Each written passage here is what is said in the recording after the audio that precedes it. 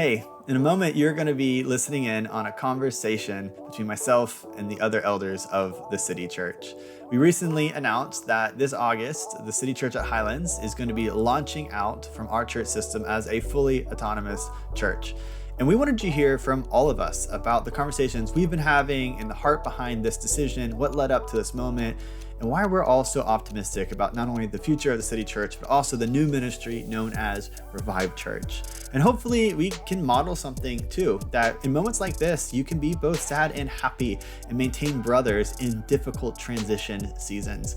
A little note, as we go into the conversation, unfortunately, as we were recording, some of our mics were having a little bit of issues. Now, you should be able to hear everything, but we just wanted to acknowledge that some voices are a little bit louder than others because of the mix. Hopefully that's not too distracting. Now, please join me for this conversation. I know I really enjoyed it and left full of hope and encouraged for the future, and I hope you do too. You feel bubbly? Yeah. Bradley Bubbly, Bennett as they call him. Yeah. That is my natural disposition. You ready? Okay, cool. Well, guys, thanks for taking a moment to gather around this table to talk about where we're at right now. We're concluding a season together that has been, for me, really beautiful, and I'm gonna be able to look back on with a lot of gratitude for a long time. And I know we're also looking forward to what's next. And so starting this August, you and the team over at Revive are going to be launching out autonomously and no longer affiliated with the City Church, but of course still with the Nazarene denomination. And we are really excited to have been a part of the story up till now and full of hope for what God's going to get to do next. And as of this week, y'all's congregation have officially voted on it, and it's official. And I'm also grateful that it was an anonymous vote, that there's the peace of God, that the Spirit of God is really feels like ordering our steps in all this. And so just want to take a moment, though, for people who maybe aren't like familiar with how we got here and just sort of even the backstory of where this congregation's come from, just creating some space for people to hear just the heart behind this moment, and then why we as a team feel like this is the best next step for the congregation. So I think probably the best place to start is for anyone who's like not familiar with the story. Like, what brought you down to Jackson to begin with? How did you find yourself at the congregation that you pastor? Yeah, long story, but I was a youth pastor, young adult pastor, and worship leader for my dad's church. You did all that? All of that. In my dad's church in Orlando. I think I came down 2014, 15. And so we were there for a while, and my dad was a part of the Nazarene Advisory Board. So on that board, you hear about different churches that have lost pastors and different things. And so he heard about a church in Jacksonville called New Dimensions Church, and he kind of just mentioned it in passing. And I didn't want to leave it, didn't want to take it, didn't want to leave my dad's church. But my grandmother, who's also a pastor, she was visiting from Jamaica during Christmas time. Yeah. And she heard that.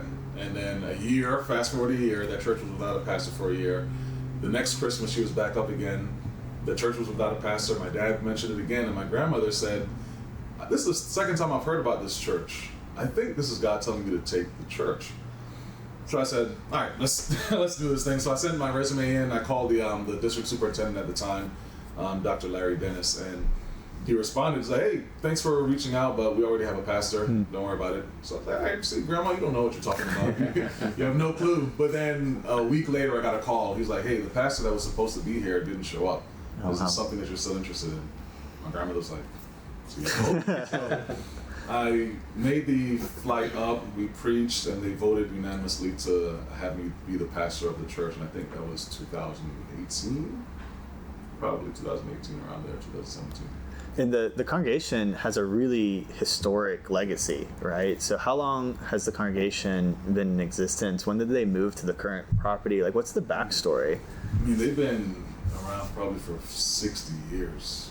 I can tell. They were in an area in Jacksonville called Forest Hills.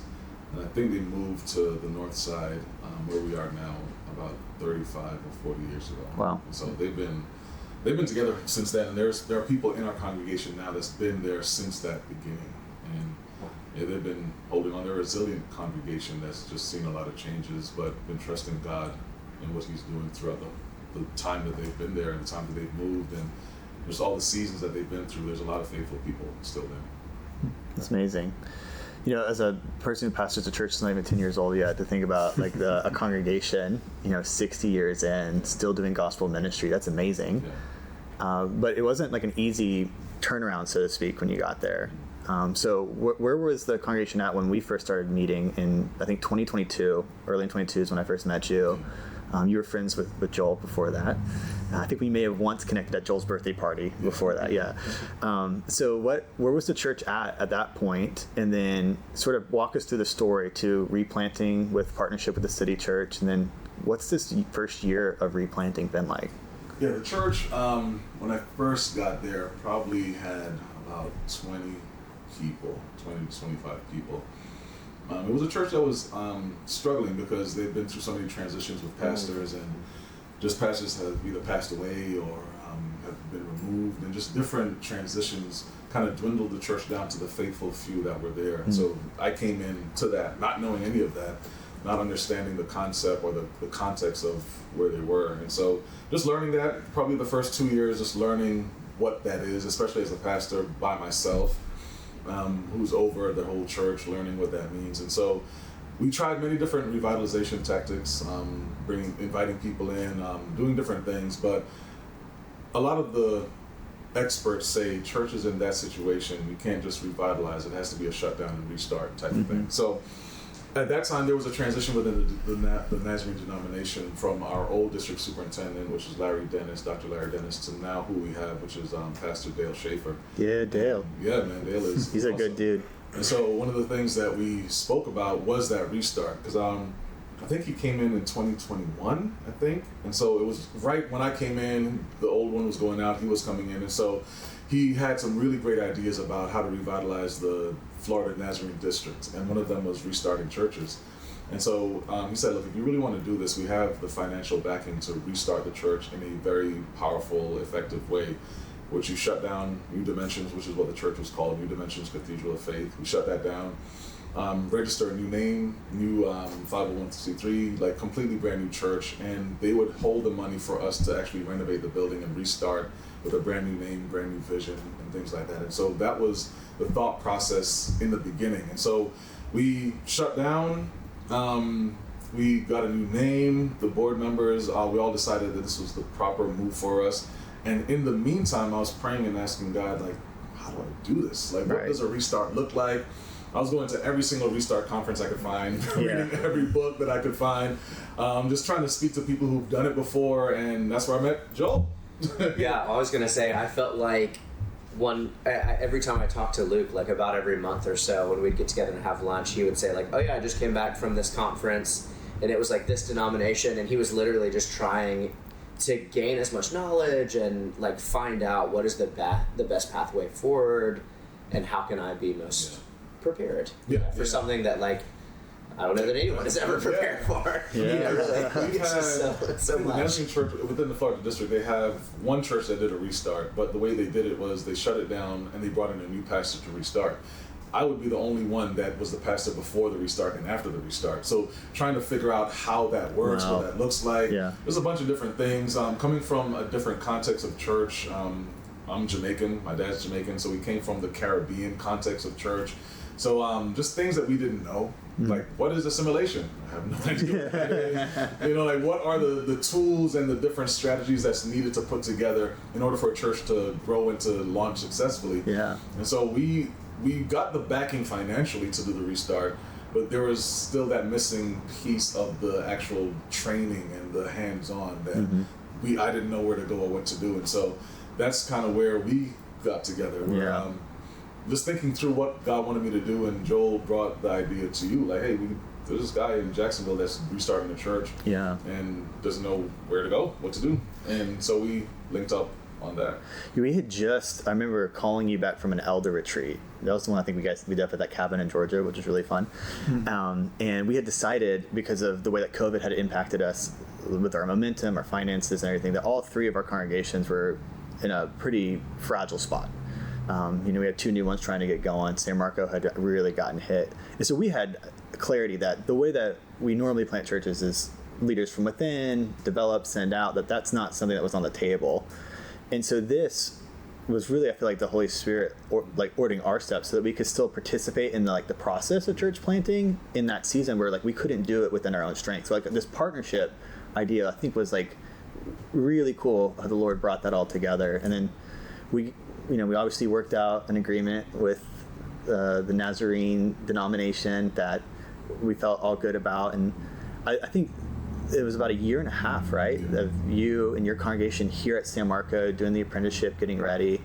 And I think if the best practice is you sort of have to let the old end so you can birth the new, that gives you space to do that well. Yeah, it was beautiful because without the City Church, we wouldn't have a place to be. Because before we met and before we made the agreement, the church was meeting in my house, and so we were just having church on Sundays.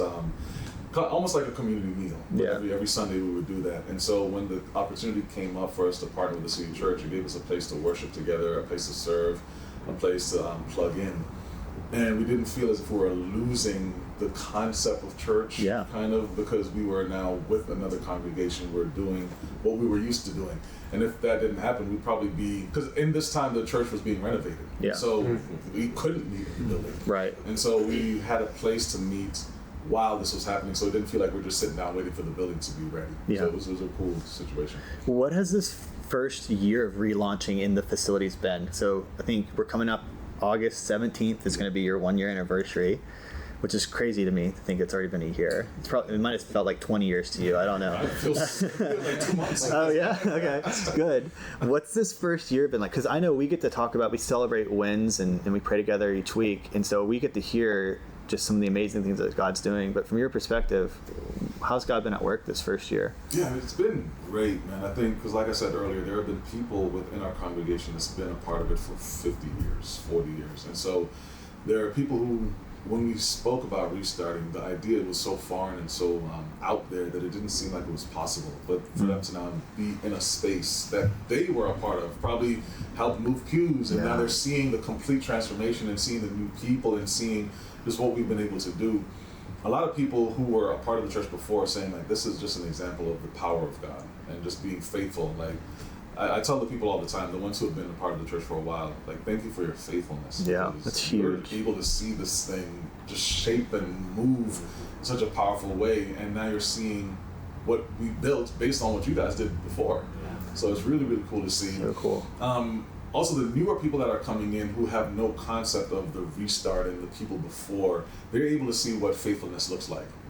You're here with this person, they've been here for 40 years. Well, I thought you just launched last year. Yeah, but we've been a part of this thing going for many, many years. And so the new people are able to see what Christian faithfulness looks like. The old people are able to see what their faithfulness can produce. And so it's really cool to see both people come together and just marvel at the amazing work of God in this restart process. So it's been cool to see that. Yeah. So one of the things that we're celebrating is that, Highlands has had, the City Church of Highlands has had a great launch, and they're at a place now where they are able to be self-sufficient financially. You're in a place where you have a team in place. You've got, a year of doing ministry under your belt. And so you're at a place now where this move, branching out to be fully autonomous, it's something that you can do. You're in a position to be able to do that. But for those who don't know what the rationale is behind the scenes for why we feel like we need to make this switch now, what's been going on in your heart? What's this process been like, and why do you feel like now is the right time to make a change? Yeah, I think one of the things that God's been doing, like I said, when I first came, we had a different district superintendent. Now we have Dale Schaefer, who's making some great changes in the Nazarene denomination. And before we had the financial backing, but we didn't have the actual support. And I think right now our Florida district is developing to be what we needed at that time. And so right now they're actually doing something similar to what you guys are doing, which they just developed, where they're bringing in a pastor, a church planter. He's spending a year at a Nazarene church, and then he's going to plant from their church, bringing people with him. So it's similar to what happened here. And they're developing more where the Nazarene churches within certain districts are closer together. They're appointing church planting experts to people. And so there's a lot of support that's been going on now that wasn't before. Yeah. And that's one of the reasons why I needed to be with I guess, the City Church to have that support. Yeah. But now that we do, so that's one of the reasons we have the support from the Nazarene, from the district level that we didn't have before. Another thing is the financial aspect, because within the Nazarene denomination, we give 15% to you guys, and then 13% to the Nazarene district. So that's 28% of our income going out. The 13% to the Nazarene district pays for things like universities. I think we have about 30 universities, missionaries in different aspects, retreats. So the retreats that we do, they're starting to do more of those now. Yeah. A lot of things that we do here is what they're developing, and so the 13% goes to that. And so we think that for us to be financially in a better position and also have money to do more ministry, bringing that dual affiliation down to just one, where we're just focusing on the Nazarene aspect, is probably best for us. Yeah, I think that's what's going on with us. What's the relational load been like trying to, because we're high touch as a team, right? And so we get together every week for a couple hours. We try to connect on Zoom to pray every work day. We're going out of town a couple times a year for overnight retreats. We're trying to get our families together to have meals together throughout the year. Like we're a pretty high touch team. And then you have all the other City Church events that we all share, things like Ash Wednesday, Good Friday, or Ona Kick. And then you got, on the Nazarene side as well, you have a lot of other commitments and events and relationships to manage. So what has that been like for you as the church has continued to grow and you continue to have more relationships that you're managing? Yeah, it's starting to get stressful because, like I said, the transition between the old DS and the new DS, I think the new DS is trying to create a denomination that is a lot more high touch. And so there's a lot more events that are going on, a lot more. There's even a pastor's wife and pastor's retreat coming up next month. So similar to what happens here, they get together and they want to create a cohesive Florida district.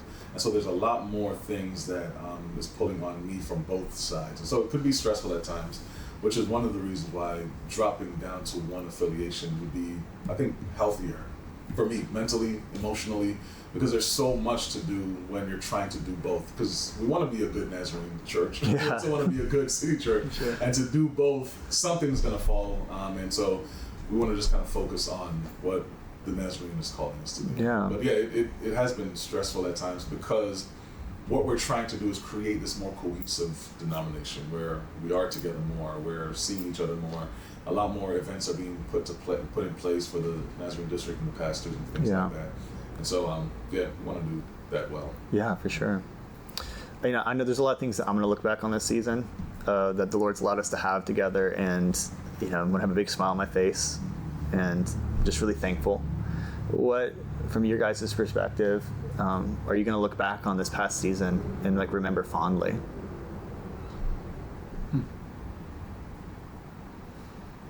Man, I'll just the relational aspect of being able to be together and seeking the Lord and doing ministry together. It's been a blessing for several years now. I have burned into my brain a memory of when we were eating a steak at one of our retreats.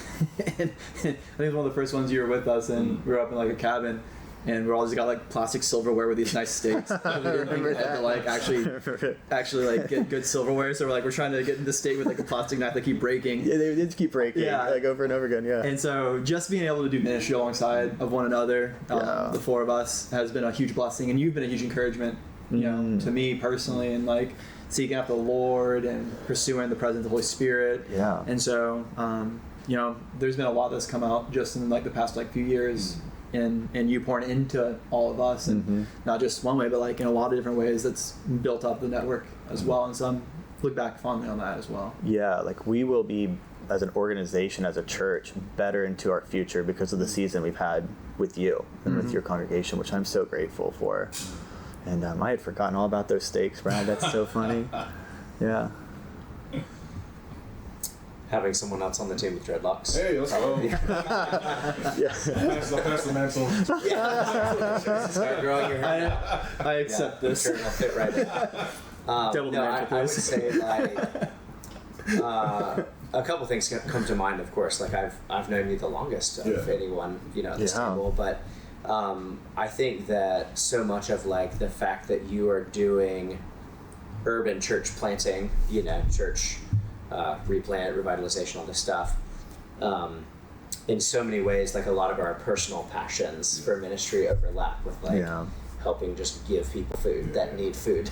You know, like that is a huge need that everyone does not have that necessarily that passion as high as I feel like we both do. And then a lot of just stuff like that, like having people who are very, very, very, we all have this passion, of course, but like people that are very, very far from God, and like seeing them have a dramatic heart change and go and flush drugs down the toilet in the church bathroom, you know, like that's like a very serious, you know, and very hard thing to do in ministry. So it's been cool to like participate with you and partner and see you do that, you be able to be a part of that, but also it will be something we miss. Like I feel like probably once a month or so I'll be collecting stories from you to like come back and share with them or whatever as we connect or something, just because I know that God is still going to move so mightily through Revive Church. I'm excited for that. Awesome.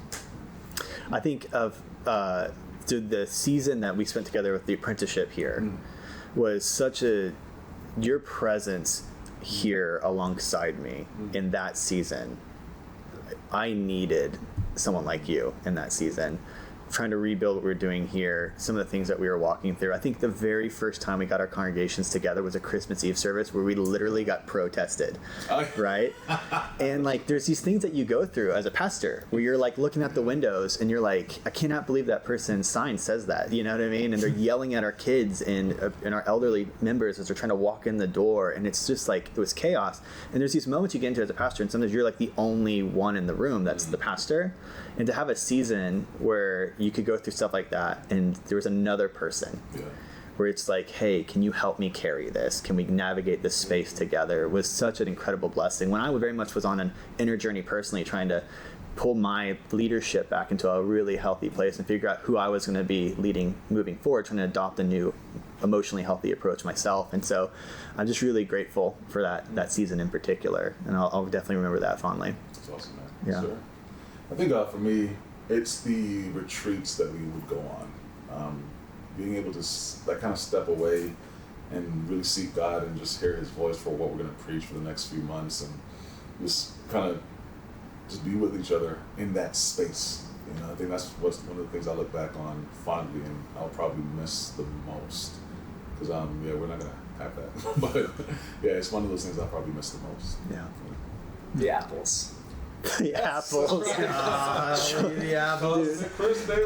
Coming in with bags. Joel, The new varietals that have appeared magically. for those who aren't in the loop, we would go on these retreats a few times a year, and Luke would show up with multiple bags of apples and just crush them during our retreat, which is always a blessing. It's right, guys.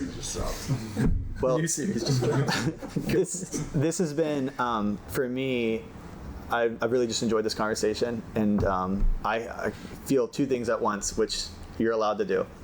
I feel really honored and blessed to have been a part of this and excited for all of our futures, and at the same time, you know, there's a loss that's happening, and there's a path that we've been walking together we're not going to be anymore, and that's also something that's sad. And I'm sure a lot of people that are just watching this right now, they kind of feel those things as well. And I just want to encourage, you know, our church families on the Revive side, on State Church side, it's okay to feel both of those things once, and let this ending birth a healthy new beginning for everyone involved. And so, guys, thanks for taking a moment to chat through this. And Luke, we believe in you. And we want what's best for you, and we cannot wait to see what God does with the City Church and with Revive. Yes, sir.